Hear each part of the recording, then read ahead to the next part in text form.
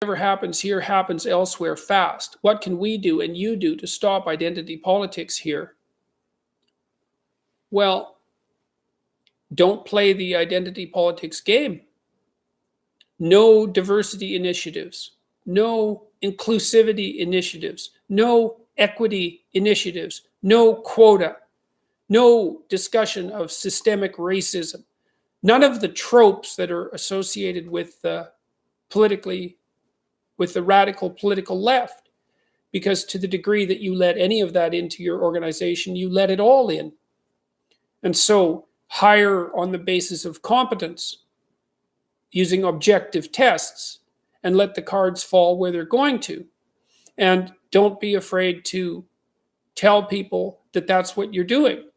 Watch your HR department carefully and make sure that they're not pushing diversity, inclusivity, and equity initiatives, that they're not requiring people to take implicit association tests that hypothetically reveal their unconscious bias, that they're not doing seminars on systemic racism and prejudice, and then they're not making the assumption that unequal outcomes, let's say in terms of hiring in the STEM fields or in terms of employment in the STEM fields, which by the way are radically overestimated unless you gerrymander what constitutes the definition of a STEM discipline.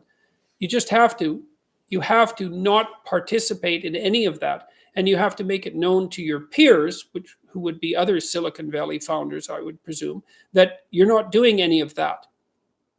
And so that's the best advice that I have, is don't start playing the game, and really keep an eye on your HR people, because that's their new pathway to unearned power and influence, and not of an appropriate sort. So, you might think as well what your values are. I don't mean in a mission statement sort of way, because I tend to think that that's often casual to the point of virtue signaling, but you need to think through what sort of organization that you want to have and what the principles are going to be, and make those clear as an alternative story to the diversity, inclusivity, and equity rhetoric. So that's what I would recommend.